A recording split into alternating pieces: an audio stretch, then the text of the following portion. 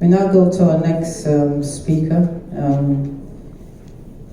my dear colleague and brother, Mr. Rajiv Jadhav. Rajiv. Thank you.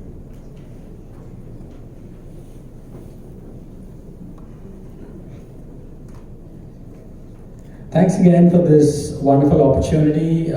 Big thanks to His Excellency, the United Nations, the Commission for Women's Empowerment. I'd like to continue a little bit about what I shared earlier, as well as mention some of the points some of the questions that we got from the audience. And I think that at the heart of this entire issue, it's all about knowledge, it's all about education, it's all about mindset, and it's all about your resiliency and tenacity to go after what it is that you want. Because it is my genuine belief that if you're determined, no one can stop you. To quote the legendary Kofi Annan again, this is what he said: knowledge is power, information is liberating, education is the premise of progress in every society and in every family. Where I'm going with this is to talk about how we solve this issue at Rsquare Media. So you might have heard me speak earlier about Rsquare Media. We attract 600 plus college applications every year for our global mentorship and internship program. What makes this program unique from anyone else are a few things, which I like to touch on, which I think would be greatly insightful for all of you, so that you can pretty much take these ideas and execute these ideas immediately today in your various organizations that you serve. Our number one goal at Rsquare Media is to maintain a stress-free environment. That is our number one pursuit. That is something that we're always striving for every single day. We're extremely mindful about it, and we're very intentional about it as well.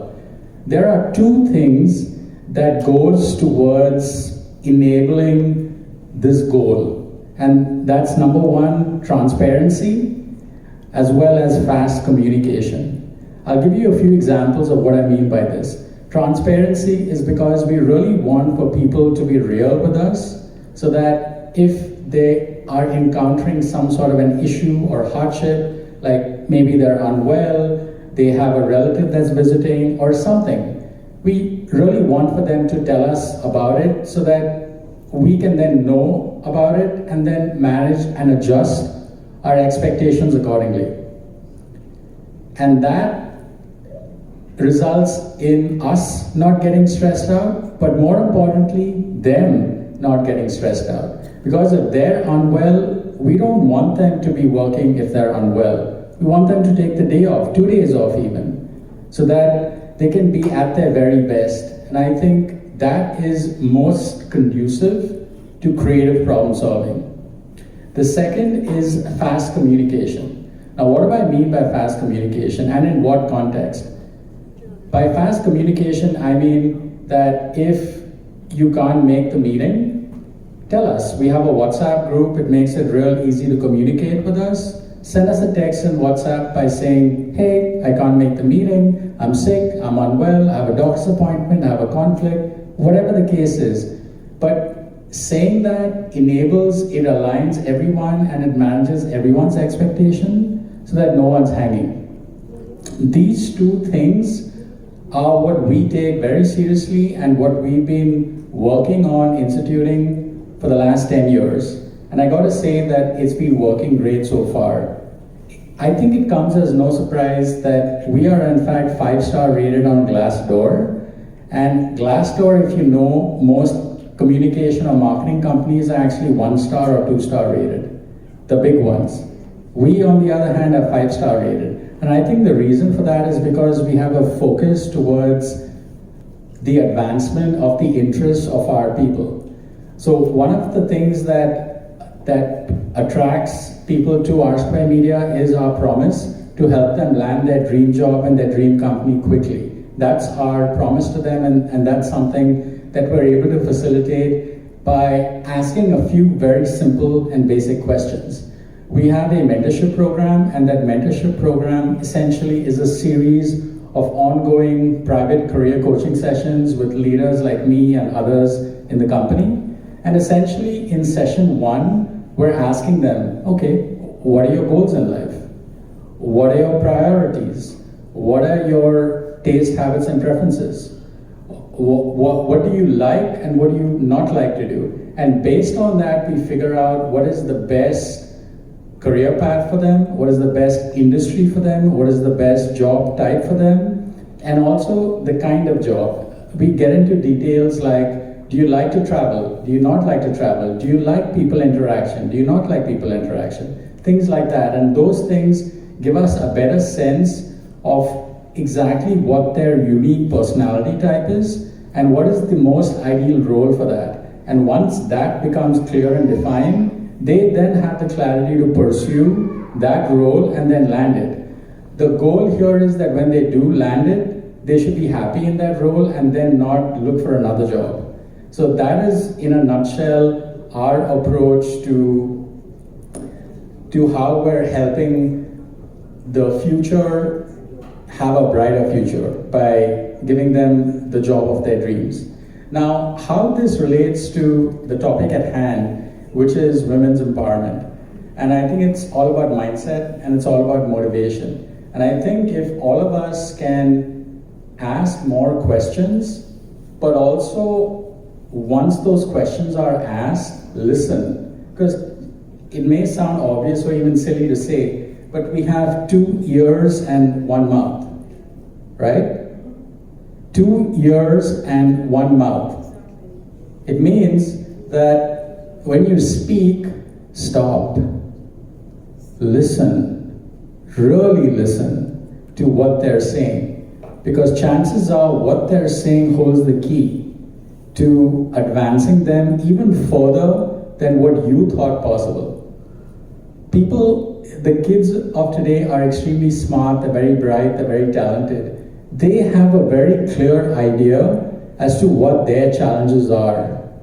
And if we can adopt the mindset of truly listening, stepping into their shoes, adopting a little empathy, and be willing to listen, really listen, and take in, receive what it is that they're saying, the realities of what they're living with every single day of their life, chances are that I think our policies on a government level will be a little bit better aligned to serve the needs of the specific constituents that you're looking to serve. And this is one of the approaches that we've adopted both at my company R-Square. In fact, I'm also an advisor to Nassau County government. I'm the founding member of Nassau County government's Asian American Advisory Council. And we actually improved the government sentiment, the community favorability index from 60% to 89%. And the way that we were able to do that was simply this. We asked them, what do you want? What are your priorities? What would you like to happen? What would you like to do different? And then we actually listened. We listened, really listened. And we went beyond the usual cultural stuff. I mean, everyone likes good food. I like good food too. But beyond that, they also want economic opportunity. They also want jobs. They also want easy funding for their businesses, for their enterprises. And when the government made that possible, that's when the index skyrocketed. And where I'm going with this is that I think it's all about listening. It's all about communication. It's all about candor. Like I said, these things I think are pillars to achieving and maintaining and sustaining a stress-free environment. Now, if we can achieve stress-free, as nebulous as this idea is, on a much larger level, I think people will be in a much better mindset to think creatively on how to solve the problems that we have. For example, somebody mentioned there's no internet in certain parts of the country. Sure, you're right, you're absolutely right. But what is the solution to that? Maybe the solution is somebody could create a hotspot on their phone and then share that internet in a small level to the people around it. That's possible. You just witnessed an issue that we ran into. Literally, it just happened today. And because of technology, we made it possible for our distinguished panelist to dial in from his original location, and you could hear his words because of technology. But it was also the idea that thought that it was possible first. So technology on its own is great, but we also need the thinking that can mold it, guide it, navigate it in the right way to find solutions to the pressing problems that we have today.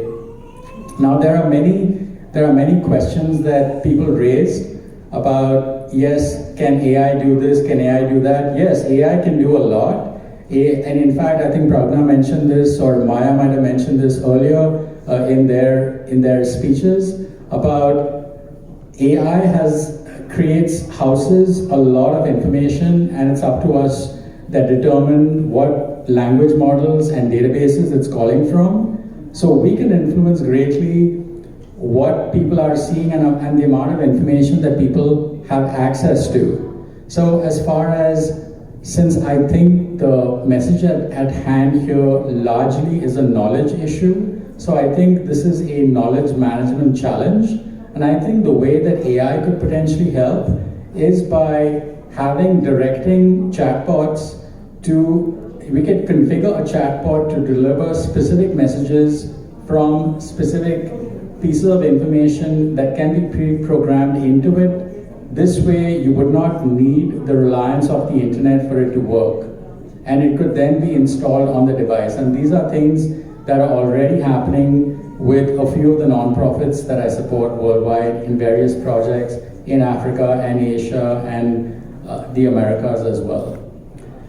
I think if all of us could really listen, receive, and be open to another point of view that might be a little bit different from our own, I think that is the roadmap and the foundation for a better and a brighter tomorrow. I hope some of what I've said has helped somebody here, and I'm open for any questions anyone may have either now or in the second part of the panel. Thank you.